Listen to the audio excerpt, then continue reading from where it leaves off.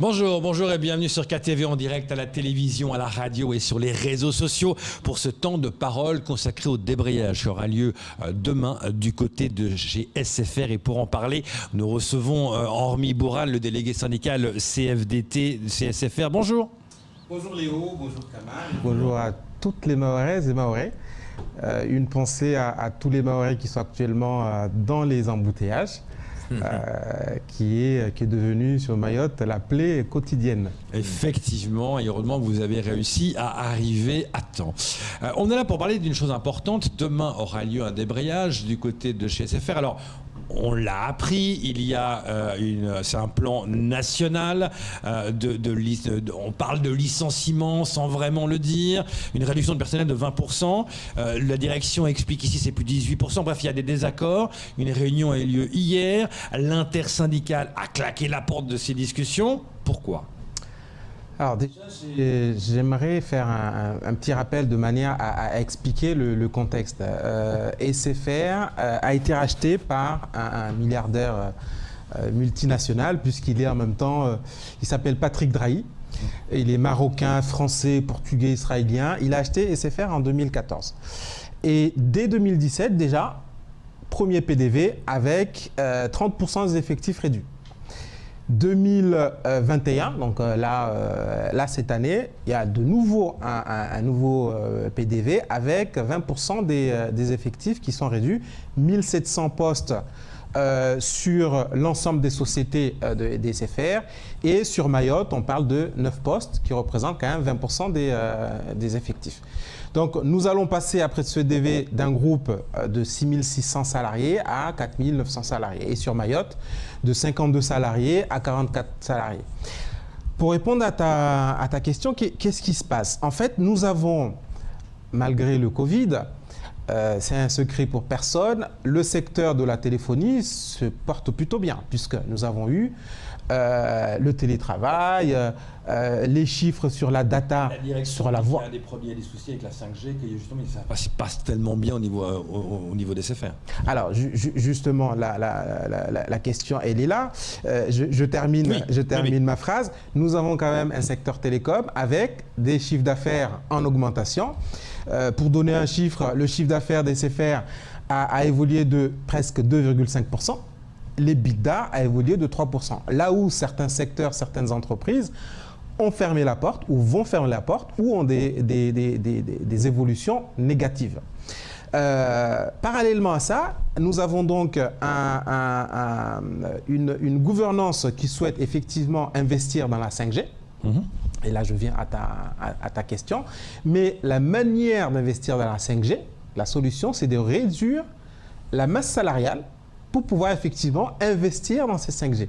Donc nous avons un Patrick Drahi, qui est le Big Manitou donc de SFR.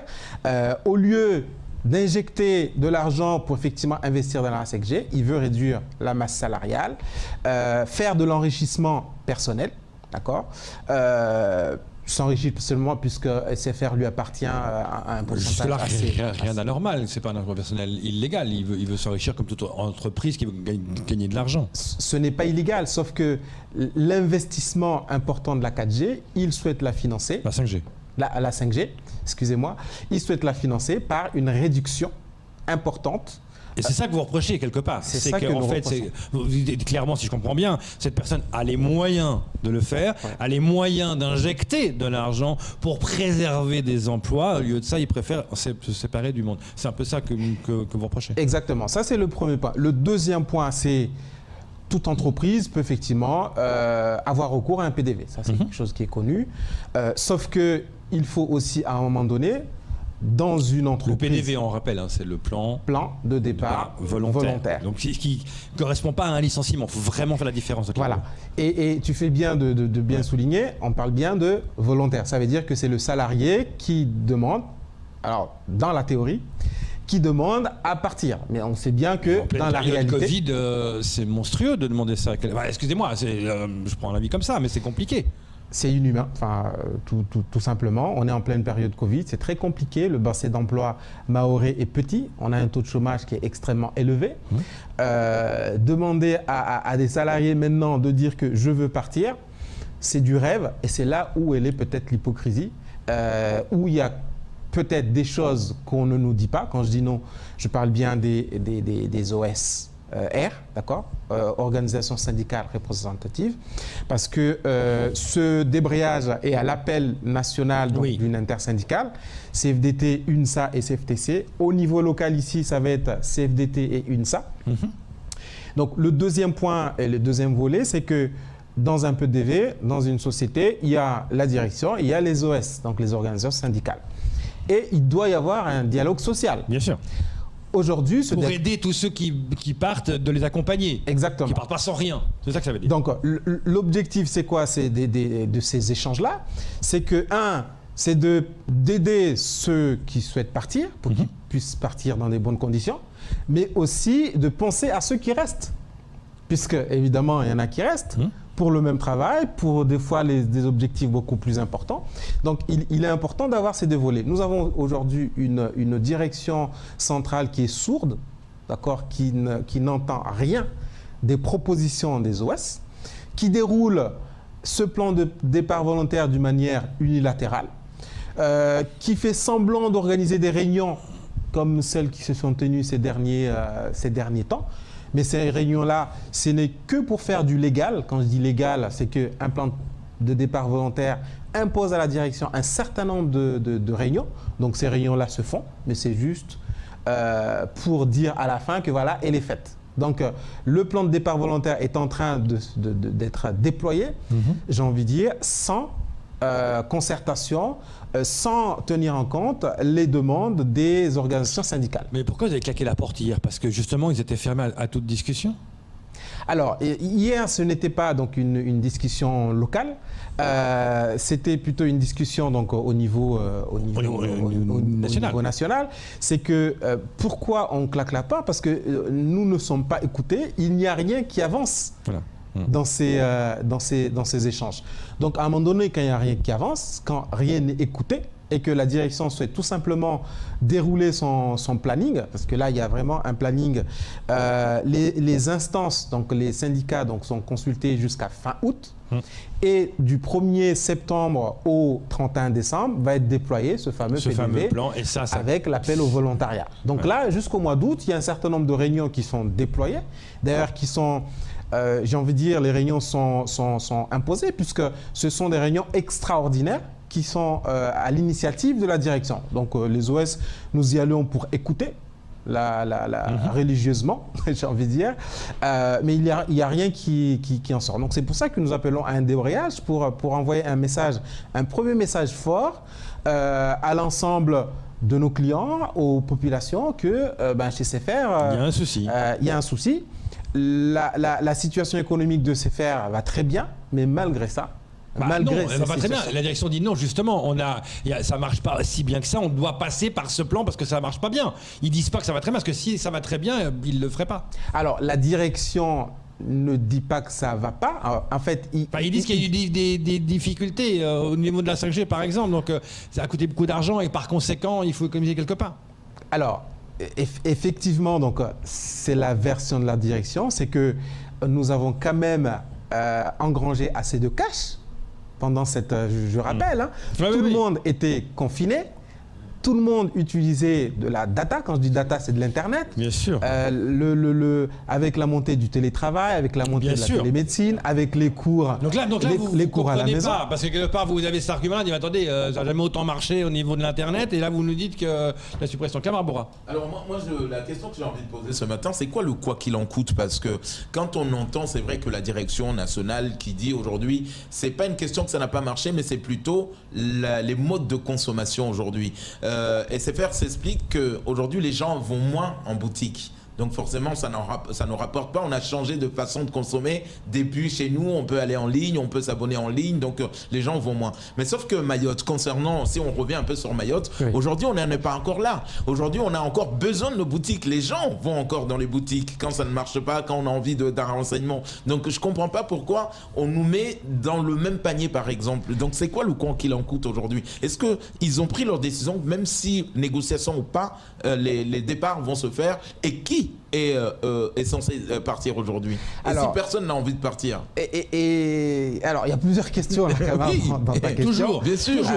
Dans 5 questions, il y en a 12. C'est très bien. Le Alors, quoi qu'il en coûte. Effectivement, il y a un quoi qu'il en coûte. Et le quoi qu'il en coûte, c'est le fait que SFR Mayotte appartient à un groupe. Et dans ce groupe-là, le patron, il a décidé que nous allons avoir entre 18 et 20% des effectifs qui doivent partir.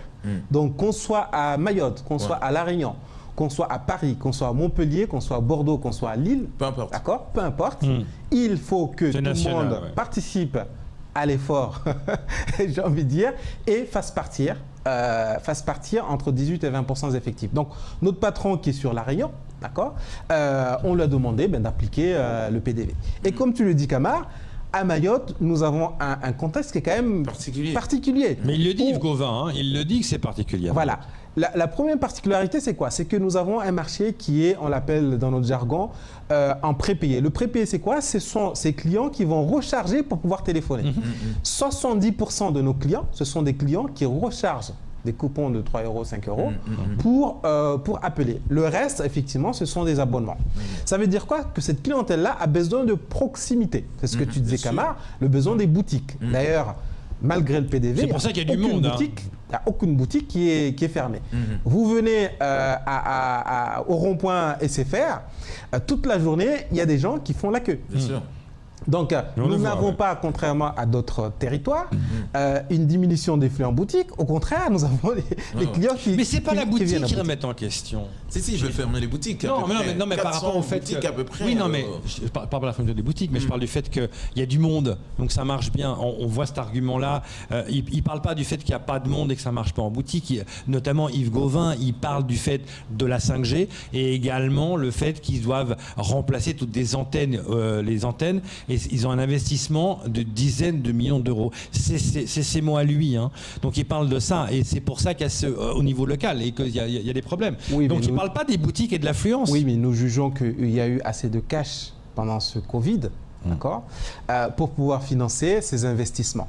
D'accord, ça c'est un premier point. Le deuxième point, pour revenir à Kamar, qui est concerné par ce plan? C'est encore les plus fragiles sur Mayotte. C'est les plus fragiles. Ici, alors tout simplement, nous avons le SAV Mayotte qui disparaît de Mayotte. Oula. Fini la proximité.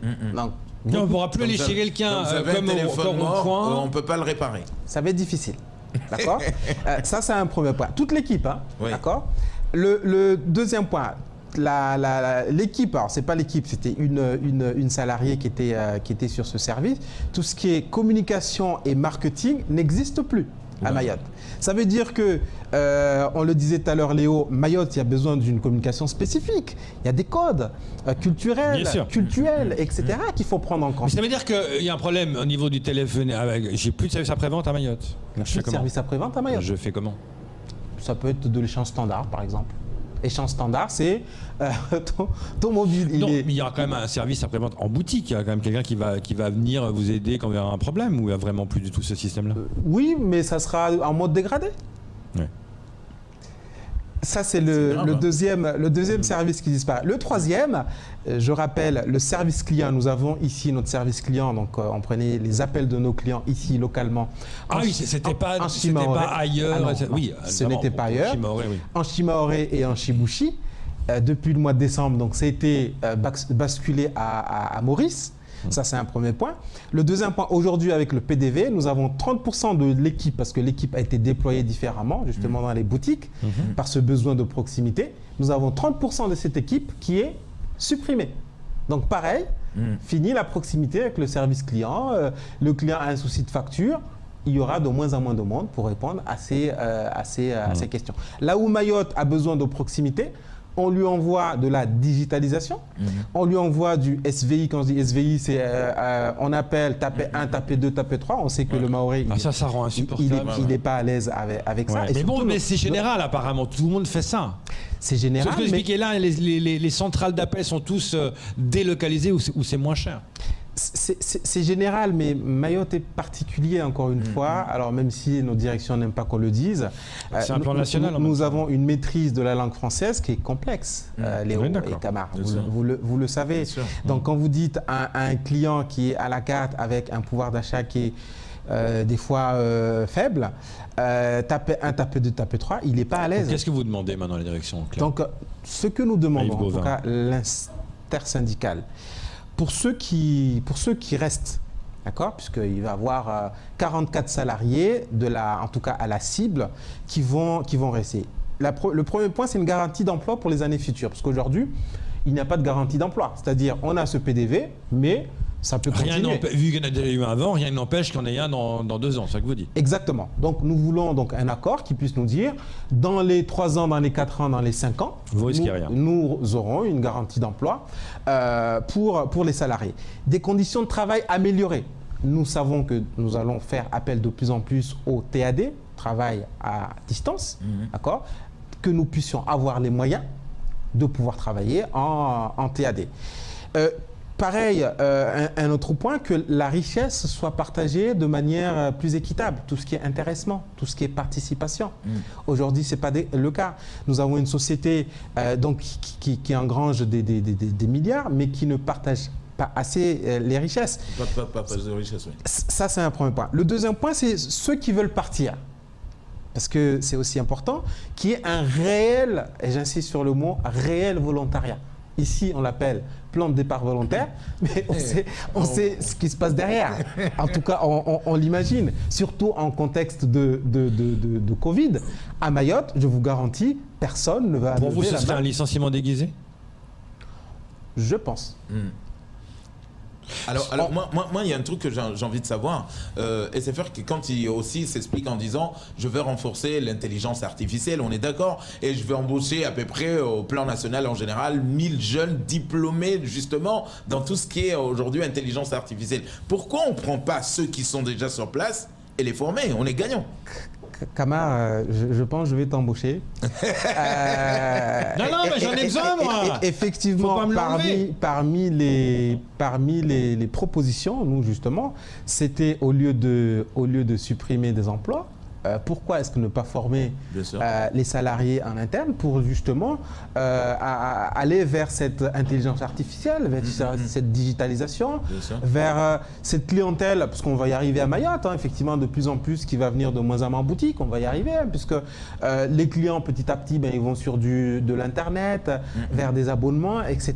Donc, oui, c'est une vraie solution, c'est une vraie question, sauf que la direction n'a pas choisi cette option-là.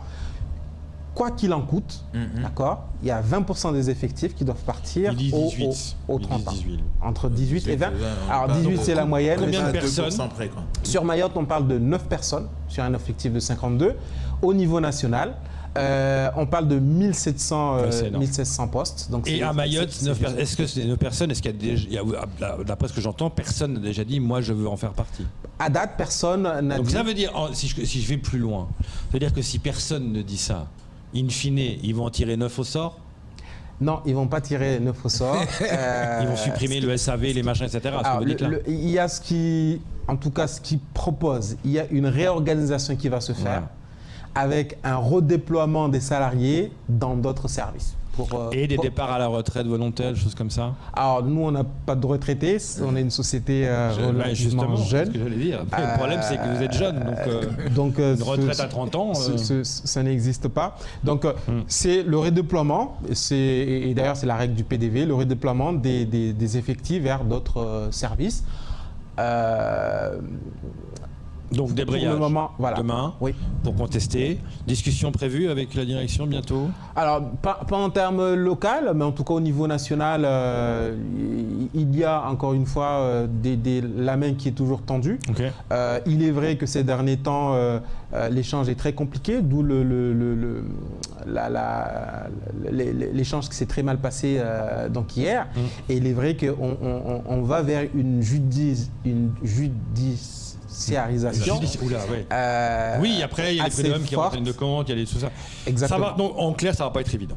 Ça va pas être évident, les mois à venir vont être très compliqués. Ouais. Nous sommes là dans la phase de consultation. Ça peut aller jusqu'à une des grève. instances. Est-ce que ça peut aller, prochain stade, droit de retrait, grève, est-ce que ça peut aller plus loin? Est-ce que vous irez plus loin si tout d'un coup ils ne sont pas d'accord de discuter? Oui, bien sûr. On le sait, et c'est faire Mayotte à chaque fois qu'il faut dire haut et fort, en tout cas défendre les salariés, défendre l'emploi.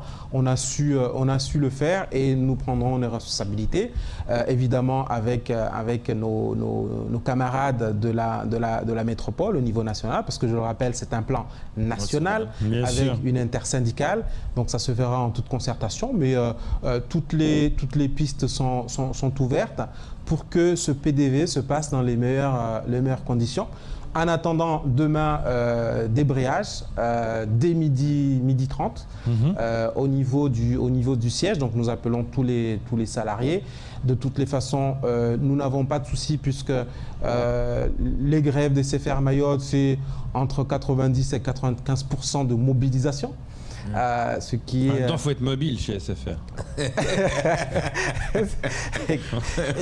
Exactement.